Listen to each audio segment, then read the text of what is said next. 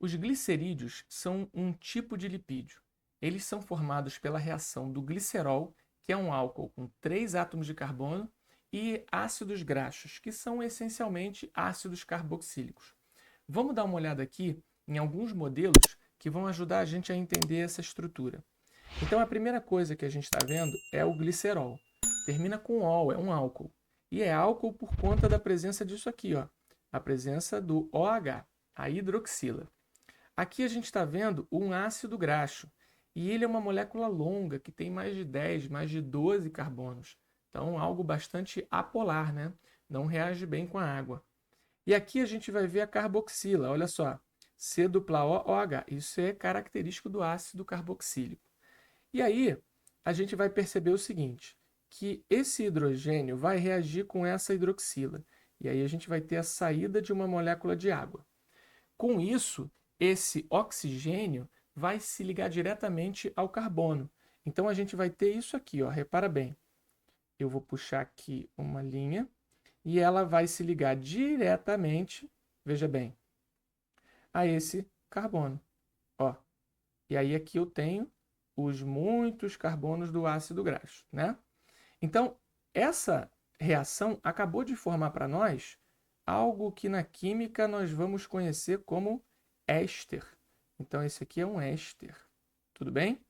Então, vê bem. A reação em que a gente junta moléculas com a saída de água, aqui, ó, saída de água, a gente conhece como síntese por desidratação. É uma reação que acontece em vários grupos de moléculas para a gente na biologia. E aí, saiu água, a gente formou um éster. Então, a gente pode dizer que os glicerídeos são ésteres de ácidos graxos. Essa reação que eu mostrei aqui, ela pode acontecer ali, ó, nas 3 hidroxilas, né, do álcool. E aí a gente pode ter o primeiro exemplo, que seria esse aqui, ó, em que a gente tem o glicerol e um ácido graxo. Esse cara é conhecido como monoglicerídeo.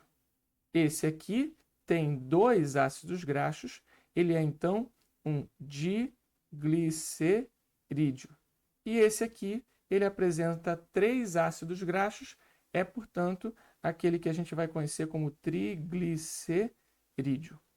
Como eu disse, esses caras eles são predominantemente apolares, porque repara bem, ó, olha para a estrutura deles. Eles vão apresentar grande quantidade de carbonos, são cadeias longas. Isso faz com que eles sejam bastante apolares, então não vão se misturar bem com a água. São as gorduras e os óleos. Então, como é que é uma gordura? Ela é um triglicerídeo que só apresenta ligações simples, ligações saturadas. Isso faz com que ela tenha uma constituição física sólida em temperatura ambiente. Já os óleos, eles vão apresentar insaturação. Essa insaturação distribui um pouco mais a molécula espacialmente e faz com que em temperatura ambiente ela seja líquida. Então, as gorduras são sólidas em temperatura ambiente e os óleos são líquidos em temperatura ambiente. Tudo bem? Agora, onde é que isso está no organismo? Isso fica armazenado nessa célula aqui, ó, que a gente conhece como adipócito. Esse cara, ele é conhecido como adipócito unilocular, porque repara bem, olha como o citoplasma ele está cheio, ele está repleto de uma enorme, uma grande gota de gordura. A gente percebe aqui, ó, a presença dos triglicerídeos aqui dentro, tá vendo? Então, os triglicerídeos são armazenados no citoplasma das células conhecidas como adipócitos. As organelas aqui, o núcleo e organelas ficam espremidas assim no cantinho, né, da célula. E a grande função dessa célula é fazer a nossa reserva energética de longa duração. E aí, tem 2 palavrinhas que são importantes para a gente. Quando a gente está com uma dieta com grande quantidade de calorias, quando a gente está ingerindo mais calorias do que a gente consegue gastar, então a gente vai realizar um processo conhecido como lipogênese. A lipogênese é a produção desses triglicerídeos que vão ficar armazenados nos adipócitos. Então, ó, lipo te lembra lipídio, né?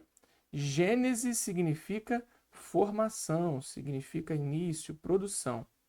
Agora, se a gente tiver com uma dieta em déficit calórico, né? A gente está consumindo menos do que a gente gasta, então a gente vai consumir essa gordura, essa reserva energética de longa duração. E aí a gente vai ter, portanto, a lipólise. Então, repara, lipo, lipídio, né?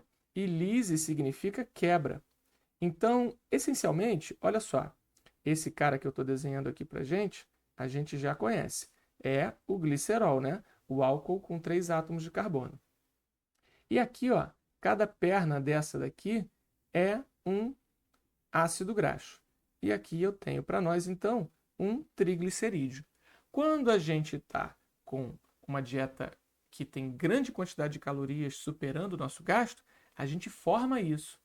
E se a gente estiver consumindo menos do que gasta, ó, consumindo menor quantidade do que a nossa demanda, a gente está gastando mais, então a gente vai fazer isso, a gente vai quebrar essa molécula e vai liberar para um lado o glicerol e para o outro lado os ácidos graxos.